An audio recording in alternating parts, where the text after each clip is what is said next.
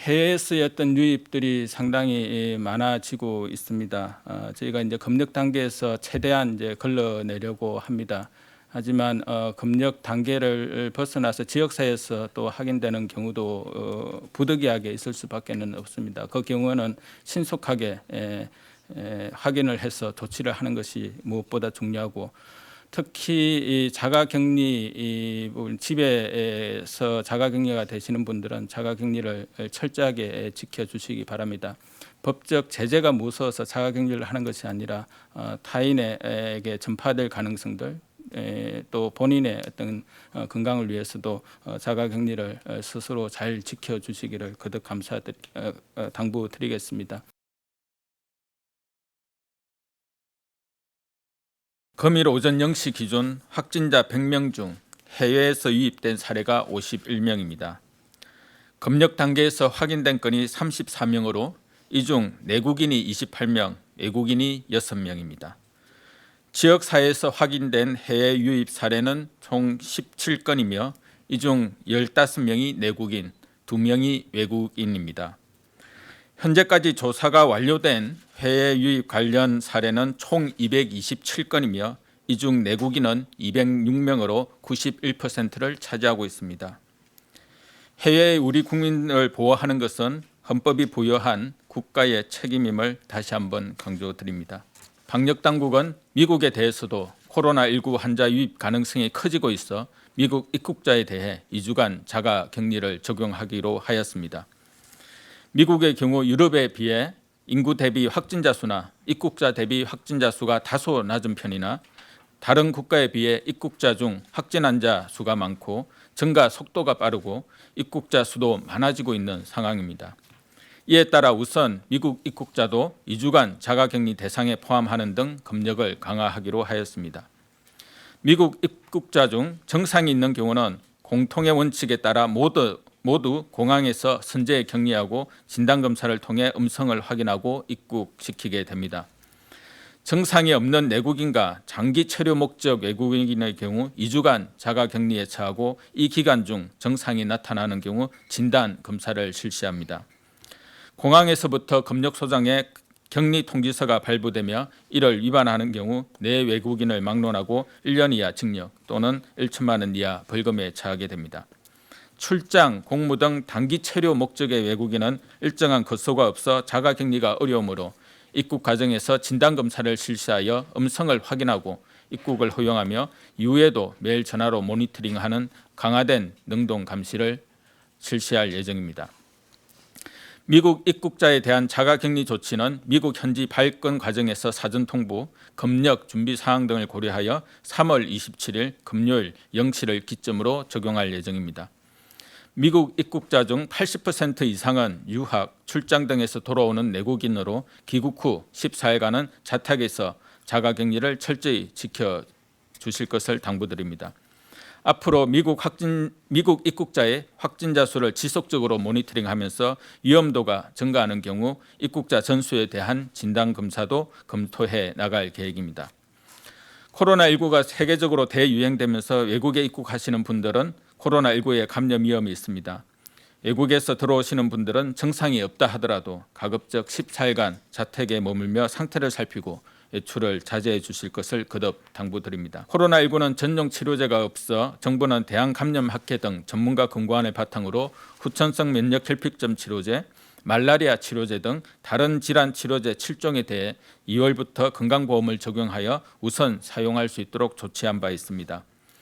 유입 초기인 1월 말 약 16억 원의 예산을 긴급히 확보하여 국내 제약기업들이 전용치료제 개발 연구에 신속히 착수할 수 있도록 지원하였으며 예비비 10억 원, 추경 50억 원 등 총 60억 원을 추가로 투입하고 임상계획 승인을 신속히 진행하는 등 치료제 및 백신 개발 연구를 위해 국내 연구자, 제약기업 등과 긴밀히 협력하고 있습니다. 정부는 코로나19 확산으로 인해 생활에 어려움을 겪는 저소득층과 아동 양육 가구의 한시적인 생활 지원을 위해 4월부터 소비 쿠폰을 지급할 예정입니다. 3월 기존 기초생활보장제도 수급 자격이 있는 가구 등에 대해 4인 가구 기준 108만 원에서 140만 원을 지원할 계획이며 3월 기준 아동 수당 수급 대상 아동이 있는 가구에 대해서 아동 1인당 40만 원을 지급할 계획입니다. 소비 쿠폰은 코로나19로 위축된 지역 경제에 보탬이 되기 위해 지역사랑 상품권, 온누리 상품권, 전자바우처 등 각 지방자치단체의 여건에 맞는 방식으로 지급할 예정이고 소비 쿠폰 사업에 대한 상세 내용은 오늘 배포된 관련 보도자료를 참고해 주시기 바랍니다. 어제 설명드린 것처럼 공항에서 지금 도보 이동형 선별진료소를 포함해서 지금 여러 가지 다양한 형태의 이 선별진료소 설치를 검토하고 있는 중이고요. 아마 저희가 지금 전문가분들하고 같이 협의하면서 개선 방안들을 지금 강구하고 있어서 아마 내일 중 또는 뭐 늦어도 모레 오전 중에는 이런 좀 새로운 방식의 선별진료소를 설치 운영할 수 있게 될 거라고 지금 보고 있습니다. 다만 이 방식이 기존에 설명드린 것처럼 도보 이동형 방식으로만 고집하진 않게 될 것 같고요. 아무튼 제가 말씀드린 것처럼 저희가 지금 기존의 선별진료소에서는 대략 1시간에 한 2~3명 정도밖에 검체 지치를 못 하는데 적어도 1시간에 한 10명 이상을 좀 빠르게 검체 지치를 하면서도 안전하게 검체 지치를 하는 방안으로서 좀 새로운 창의적인 모델을 지금 만들고 있는 중이고 그 부분들은 내일 또는 모레 오전부터 공항에서 가동될 수 있을 것 같습니다.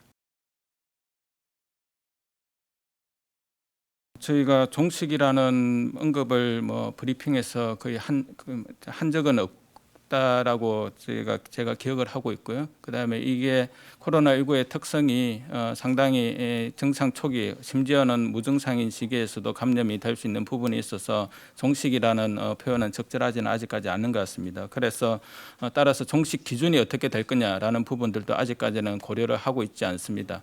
저희들이 최대한 노력을 하는 것은 국내의 산발적인 감염을 최소화시키는 것. 그래서 그리고 해외에서 유입되는 부분들을 계속해서 잘 차단해내는 것, 이 두 가지를 통해서 일상적인 방역 체계와 일상적인 보건의료 체계를 통해서도 코로나19에 대응할 수 있는 그러한 역량들을 갖추도록 하는 데 집중을 하고 있다라는 말씀을 드리겠습니다. 지금 현재 유럽과 미국은 위험도가 조금 다릅니다. 아까 통계를 요청하신 분도 있어서 참고로 말씀드리면 3월 3주차에 유럽발 입국자 1만 명당 확진자 수는 86.4명이고요. 그다음에 3월 4주차에 미국발 입국자는 1만 명당 확진 수가 28.5명입니다. 그래서 물론 1주 차이가 있긴 하지만은 유럽이 좀 더 확산세가 좀 더 빨리 이제 진행되었다는 점을 고려를 했을 때는 어떤 비교는 가능할 것이라고 생각을 합니다. 그래서 한 3배 이상의 어떤 차이, 유럽 입국자들에서 확진자 비율이 확진자 수가 많기 때문에 이런 부분들을 저희들이 고려를 해서 일단 미국은 유럽 입국자들보다는 조금 더 자가격리는 하지만 전수 검사는 이제 하지 않는 그런 증상이 나타났을 때 자가격리 중에 증상이 나타났을 때 이제 검사를 하도록 하고요. 만약 이제 미국의 어떤 입국자들 중에서 확진자 수가 상당히 이제 계속해서 이제 높아지는 그런 경향들이 있습니다. 왜냐하면 미국 자체의 발생률 자체가 높아지고 있기 때문에 그런 부분들이 유럽과 비교를 했을 때 유사한 수준으로 되면 미국 입국자들에 대해서도 2단계로 자가격리자들에 대한 전수조사, 전수검사를 적용할 계획입니다. 위험도도 중요하고 또 하나 그 기자분들이 함께 좀 고려해 주셔야 되는 부분들이 저희 진단검사 총량입니다. 계속 말씀드리고 있지만 저희가 하루에 진단검사를 할 수 있는 총량이 대략 15,000건 그리고 아마 맥시멈까지 저희가 검사를 하기 시작하면 하루에 2만 건 정도를 할 수 있을 거라고 보고 있는 중입니다. 현재 지금 저희가 이런 이 공항에서의 유럽 쪽의 입국자들에 대한 검지를 비롯해서 요양병원에 대한 표본 조사나 전국적으로 의사 선생님들이 의뢰하고 계시는 코로나 의심 환자들에 대한 진단 검사 등등을 포함해서 대략 한 10,000건에서 15,000건 정도의 검사들이 왔다 갔다 하면서 지금 전개가 되고 있고 그런 가운데서 검사 총량의 여력을 좀 고려해야 됩니다. 미국에서 들어오시는 입국자들이 하루에 2,500명을 넘기 때문에 만약 이분들을 전부 전사검사를 하게 된다 그러면 이 전체 검사 총량 중에서 2,500건을 여기에 할당하는 의사결정이 됩니다. 그렇기 때문에 검사를 전수를 다 할 거냐 말 거냐는 굳이 미국 입국자가 아니라 요양병원의 전수검사가 필요하지 않느냐 위험 지역 종사자들에 대한 전수검사가 필요하지 않느냐 등등의 건의들에 대해서 제가 계속 위험도를 평가하면서 위험 순위가 높은 집단을 중심으로 진단 검사를 집중하는 게 이런 총량의 제한이 있다는 것을 좀 같이 감안해 주시기 바랍니다.